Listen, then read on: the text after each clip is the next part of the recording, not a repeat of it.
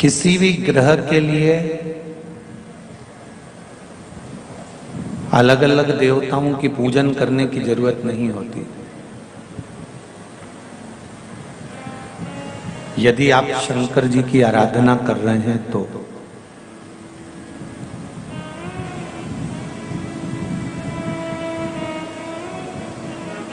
शिव भक्ति में अगर आप डूबे हुए हैं, शंकर जी की आराधना में अगर आप डूबे हुए हैं, शिव स्मरण में अगर आप डूबे हुए हैं, तो फिर ये नहीं कि शनि महाराज के लिए अपन को अलग से पूजन करना पड़ेगी, राहु के लिए अलग से करना पड़ेगी, केतु के लिए अलग से करना पड़ेगी, या बृहस्पति के लिए अलग से करना पड़ेगा, शुक्र के लिए, बुध के लिए अलग से कोई पूजन करना पड़ेगा।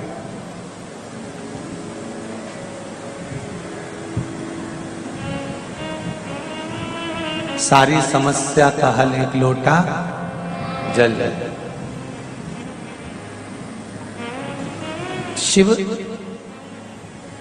आराधना में शंकर जी की अविरल भक्ति अगर हम कर रहे हैं, शिव का स्मरण यदि हम कर रहे हैं, तो ये निश्चित है कि सारे ग्रह अपने आप अनुकूल होते चले जाते हैं।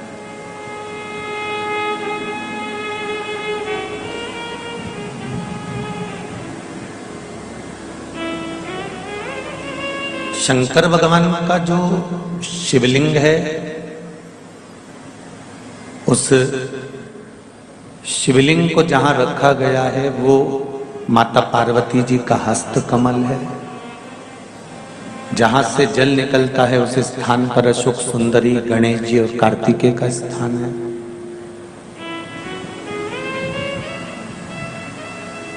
ऊपर से जो बूंद बूंद पानी गिर रहा है वो जया, विषहरा, शामली बारी, दौतली और देव है। जहां शंकर भगवान का शिवलिंग का जो भाग होता है, ऊपर से लेकर, जैसे ये शिवलिंग है तो ये जो भाग है, इस शिवलिंग का जो ऊपर का भाग है उससे लेकर जो नीचे तक का भाग है, ऊपर से लेकर नीचे तक के भाग में एक एक ग्रह, सूर्य हो, भौम हो,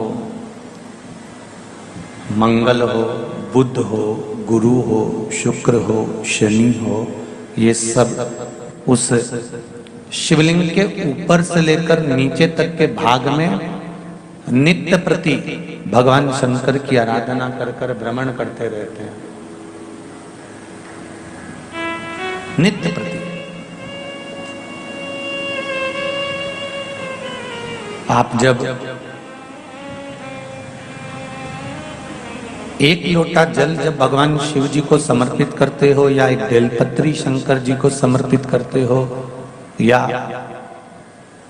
एक चावल का दाना भी मात्र अगर आप शंकर जी को समर्पित करते हो, एक पुष्प की पंखड़ी भी यदि आप शंकर भगवान को समर्पित करते हो, तो ये केवल अकेले देवाधिदेव महादेव को प्राप्त नहीं होती।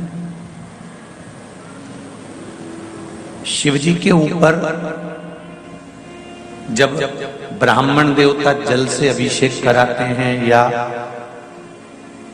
रुद्री का अभिषेक कराते हैं, तो उसके ऊपर जो कलश रखते हैं, उस कलश को रखने के लिए जो पाए होते हैं उसमें 3 पाए होते हैं।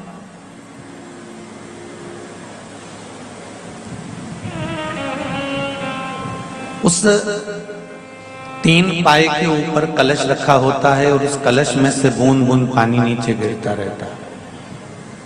ब्रह्मा, विष्णु और महेश, ये 3 एक एक बूंद जो पानी गिर रहा है ये दर्शाते हैं कि हम तीनों अलग नहीं हैं। ये बूंद जो एक एक बूंद गिर रही है ये हम तीन की एकाग्रता का भाव दर्शाती है। हम तीनों एक हैं।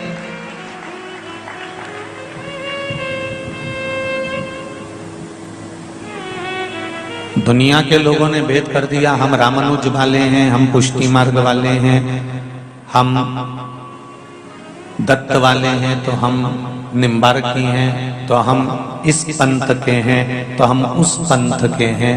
पर शिव महापुराण की कथा कहती है कि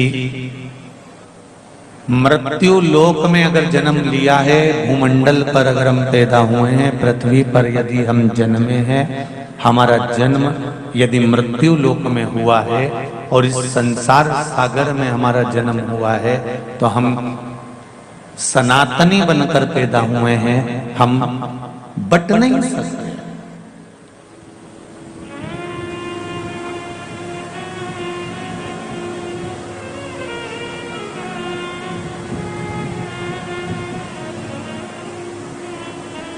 पिंड से जीवन चालू होता है और पिंड पे ही समाप्त हो जाता है। जन्म हुआ तब माता के गर्भ में पिंड के रूप में थे, और जब मर गए, प्राण छूट गए, प्राण छूटने के बाद में फिर अंतिम समय में घर के बच्चे दान करते हैं, तो वो पिंड दान ही करते हैं। पिंड करके पिंड छुड़ा लेते हैं तुमसे।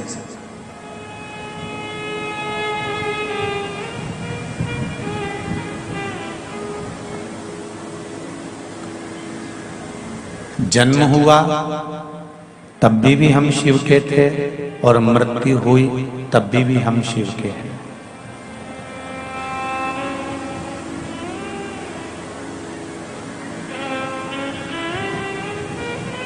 राम में, मेरे कृष्ण में, मेरे राघव जी में, मेरे नारायण में, भगवान विष्णु में, भगवान ब्रह्मा में, 33 कोटि देवताओं में कोई भेद नहीं है। गूंज रहा है आवाज, देखो। 33 कोटि देवताओं में कोई भेद नहीं है।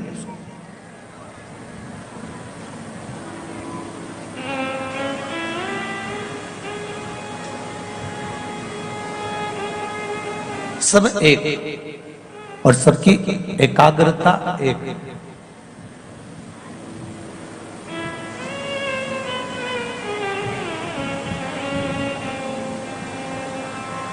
लक्ष्मी जी की आरती करोगे तो लक्ष्मी जी की आरती में केवल लक्ष्मी जी का गुणगान है।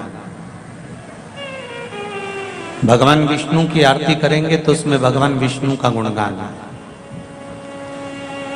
दत्त भगवान की आरती करेंगे तो उसमें दत्त भगवान का गुणगान है।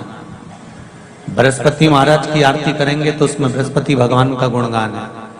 गणेश जी की आरती करेंगे तो उसमें गणेश जी का गुणगान है। राम जी की आरती करेंगे तो उसमें राम जी का गुणगान है। भगवान कृष्ण की आरती करेंगे तो उसमें भगवान कृष्ण का गुणगान है। देवी जी की आरती करेंगे तो उसमें देवी का गुणगान है। संतोषी माता की आरती करेंगे तो उसमें संतोषी माता का गुणगान है। केवल एक देवाधिदेव महादेव की आरती ही केवल ऐसी है जिसमें तीनों देवताओं का गुणगान शुरू से लेकर आखिरी तक गाया गया। ब्रह्मा विष्णु सदाशिव जानत अविवेका, भोले जानत अविवेका, प्रणवाक्षर के मध्य ओम अक्षर के मध्य यह तीनों ओम जय शिव ओम।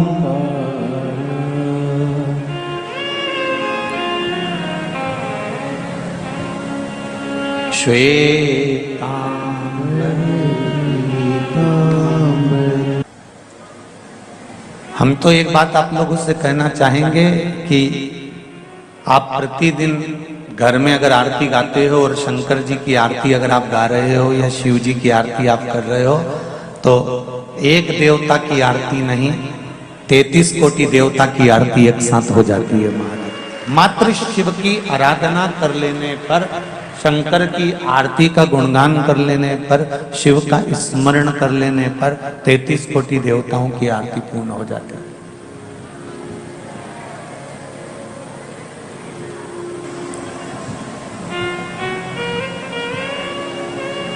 और जब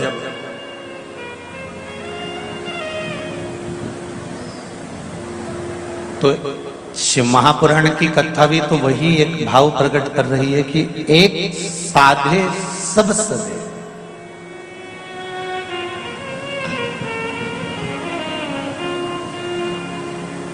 अलग से चंद्रदेव की पूजन करने की जरूरत नहीं, अलग से सूर्यदेव की पूजन करने की जरूरत नहीं, अलग से ब्रह्मा जी की पूजन करने की जरूरत नहीं, अलग से देवी की पूजन करने की जरूरत नहीं। केवल एक देव अधिदेव महादेव को हमने जो जल चढ़ाया, शंकर भगवान की जो भक्ति हमने धारण करी, शिव का स्मरण जो हमने करा, भगवान शंकर का गुणगान जो हमने करा, भगवान शिव की अविरल भक्ति में जैसे ही हम डूबे, बस वही भक्ति हमको सब स्थान पर प्राप्त होगा, वही भक्ति।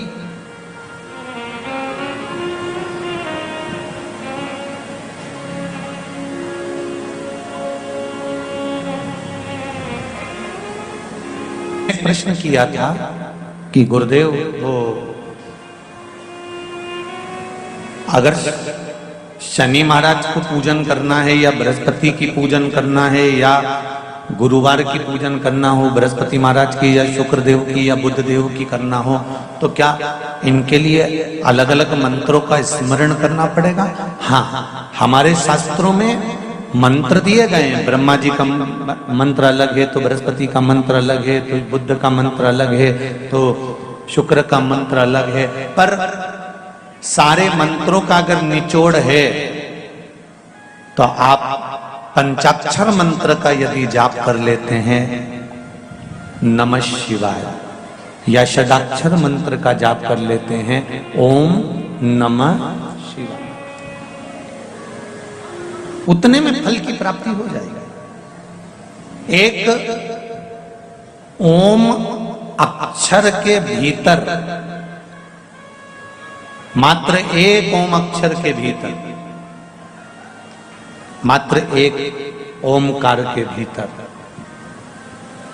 सारे यज्ञ, सारे अनुष्ठान, सारे वेद, सारे पुराण, सारे शास्त्र, सारे ग्रंथों का सार तत्व मात्र एक ओम अक्षर के भीतर छुपा हुआ है।